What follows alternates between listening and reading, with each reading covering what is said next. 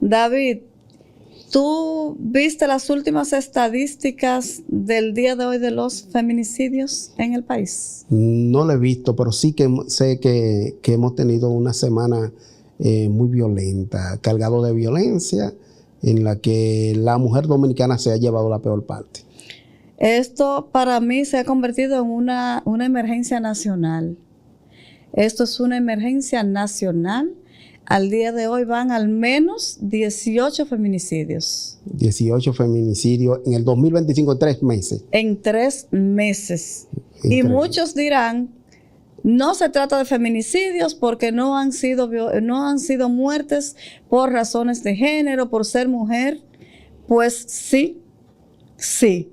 Aunque no esté tipificado como delito en el país, en la ley 2497, el feminicidio, sin embargo, la muerte de una mujer por razones de violencia, sentido de propiedad, machismo, eso entra en la categoría de feminicidio. No es simplemente por ser mujer, no, sino cuando usted siente un sentido de propiedad, cuando usted quiere dominar a esa mujer como que usted es el macho alfa y usted le quita la vida, usted atenta contra su vida, eso es feminicidio. Así es que lamentablemente esto es una emergencia nacional, se ha convertido en una pandemia el tema de los feminicidios en estos días. Fíjate que han muerto a manos de pareja o expareja, incluso hasta suegras. Sí, personas que no tienen que ver con la pareja, muchas veces hasta amigas o amigos se han intervenido. El caso es que es una emergencia nacional. Mira, ahora que tú hablas de suegra, el caso de Santo Domingo Oeste, donde un hombre estaba discutiendo con su pareja o su expareja, y la suegra intervino, mató a la suegra y se escapó huyendo con su pareja. O sea que esa mujer está en peligro. ¿Posteriormente la liberó o no? No, hasta el momento lo que se le está pidiendo que se entregue. No tengo información de que la haya liberado. Si no la ha liberado, está en un peligro inminente en manos de ese psicópata. La policía lo que ha dicho ha pedido que se entregue y que trate de hacerlo sin más violencia, que busque la manera, busque la forma de entregarse para que no suceda lo que también a principio del mes pasado sucedió con un policía que mató a su mujer, a su nuera, a su hijo. O sea, tres personas. En Santo Domingo Este, un miembro de la Armada Dominicana. No, eso fue en La Vega, ese fue en La Vega. Ese que tú dices es otro caso. Aquí en Santo Domingo esta semana. Es que tú dices esta semana, que fue un señor, un ex militar, que se levantó de su cama y de repente acribilló a toda la familia. Solamente uno quedó vivo. Así es un problema de salud mental, David. A pesar de ser un problema generacional de machismo que impera en América Latina, también nosotros, en todo el mundo, pero en este caso en nuestro país que nos atañe directamente, entiendo que es un problema también de salud mental que debe ser atendido y que el entorno familiar debe estar muy atento y muy alerta a esas señales que da un agresor, que yo siempre hablo de eso, de las señales que da un agresor, que muchas veces las mujeres nos negamos a verlas. Pero el agresor siempre te da una señal de algo. O primero una conversación acalorada, una amenaza, te habla en voz alta y un sinnúmero de señales que muchas veces nos negamos a verla y después vienen estos desenlaces fatales. Mira, lamentablemente. Yo creo que este país debe ya replantearse el hecho de que se está invirtiendo menos desde hace muchísimos años. En este país se está invirtiendo menos de un 1% del presupuesto de salud en salud mental.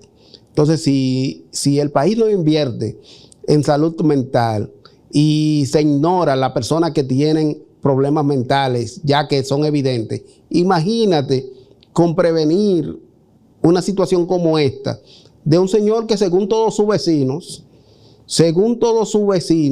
este señor no dio nunca muestra de agresividad, era un tipo afable, se integraba en la comunidad y de repente se levanta de su cama y hace esta matanza. Aparentemente era un hombre tranquilo. Y hay un factor en estos días que me ha llamado muchísimo la atención, y es que generalmente el agresor busca una justificación ante un hecho de violencia. Y en este caso, el agresor muere porque él se suicida después de haber cometido la masacre. Pero fíjate que sus vecinos, allegados y familiares dicen que fue un demonio. De hecho, lo velaron juntos. Bueno, la palabra... Porque a él lo ven como una víctima también, precisamente por el hecho de lo que tú decías, que era un hombre tranquilo. Tú y yo sabemos que lo de demonio se traduce a salud mental. En esa misma zona, el año pasado, una mujer decapitó a su niña. Ella es cristiana, militar, enfermera, y la única explicación que eso tenía era salud mental. No podemos estar mirando y haciendo hipótesis, porque ya comienzan a levantarse hipótesis, que no, que si un demonio, que si un... Señores, no, que brujería, nada de eso. No. Eso es salud mental.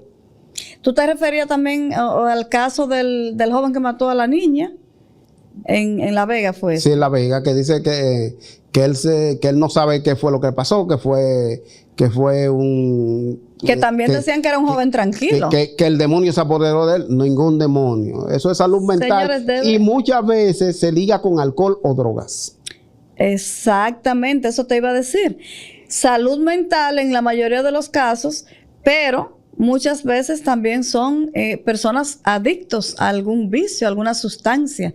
Y ese tipo de cosas le hacen cometer esa serie de crímenes, de diabluras, y ni cuenta se dan, David. Fíjate que el joven ese de La Vega estaba a lo primero como si nada, como que si él no hubiese hecho nada, y después cuando él reacciona, como que entra en sí y recuerda lo que hizo, que empieza a llorar, que le dolía el corazón, que le dolía el pecho y una serie de cosas. Pero en sentido general, señores, el tema de la salud mental en nuestro país ha sido olvidado durante muchos años. Así es. Y es momento de retomarlo, señores, y tomarlo en serio. Y tomarlo muy en serio, porque es un problema serio de seguridad y de integridad de nosotros, de la población. Es que la situación no puede ser solamente porque... porque por ejemplo, nosotros vemos los casos de la gente que está en la calle, de lo enajenado mental que está en la calle, que no tienen ningún tipo de atención del Estado, no tienen ningún tipo de programa que lo ayude. El 28, lo que le llaman el 28... ¿Existe todavía? Existe, pero entonces está convertido como un centro ya de tratamiento. Por ahí solamente lo llevan a ponerle el tratamiento. No está como antes, que era un albergue de personas con problemas mentales. No existe un albergue de problemas mentales en República Dominicana. Eso es urgente. El padre Villini está igualito, lo tienen como para ir a dar tratamiento. Pero entonces tenemos que crear habitaciones, tenemos que crear hoteles especiales para eso. Porque, cuando te hablo de hoteles, sé lo que estoy diciendo, porque en la medicina moderna, la ocupación de cama se trata como hotelería. Y una cosa, David, que una persona con problemas mentales esté llevando un tratamiento, no es seguro que esté en el entorno familiar, en su casa, porque está en un proceso de sanación y todavía la familia o el entorno corre peligro. Por ende, deben haber esos albergues que tú mencionas para prestarle a estas personas con problemas mentales la atención que necesitan durante el tratamiento y que de ahí puedan reintegrarse a la sociedad ya sanos mentalmente. Así es. Mira, es un camino preocupante y yo creo que ya se debe tomar medidas concretas con el asunto de la salud mental. Ahora, con los conflictos familiares que llevan al feminicidio, es otra pandemia que la República Dominicana vive.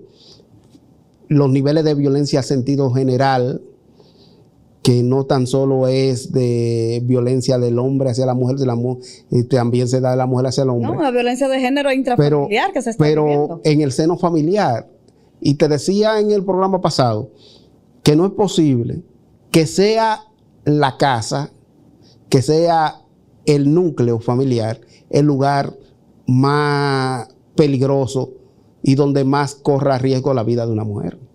Se supone que la familia, el hogar, debe ser el primer escudo de protección para una mujer, para un niño, para una niña, para un adolescente y también para el esposo, para el padre. O sea, debe ser como ese escudo, ese refugio, donde la familia se sienta protegida, confiada, donde haya armonía. Pero muchas veces este círculo de violencia se da, como tú decías en un programa pasado, que para un conflicto se necesita de dos. Y muchas veces, señores, a nosotros dentro del seno familiar y en el entorno nos hace falta inteligencia emocional, David. Porque muchas veces nosotros no evitamos los conflictos. Somos muy dados si no lo generamos el conflicto, al que lo genera, lo que hacemos es que le ayudamos, que fomentamos, que lo ayudamos a alterarse más. Y no, señores, vamos a apaciguar, vamos a ser mediadores de paz, vamos a mediar ante un conflicto. Incluso en las calles tú ves esa enchinchadera, como decían en mi campo, cuando hay un conflicto entre personas en las calles o dos mujeres peleando o un hombre por un roce en el tránsito, tú ves, señores, una multitud enchinchando y dale y lo va a dejar ir y esto. Señores, estamos fomentando la violencia, esa misma violencia de la que nos quejamos a diario. No, y que rebota, la violencia rebota, la violencia cuando tú la estás viendo allá, pero de repente viene para acá. Pero vamos a fomentar la paz, vamos a ser mediadores de paz, no vamos a ser mediadores de violencia, vamos a fomentar la paz, que muchísima falta nos hace en nuestro país. Mira.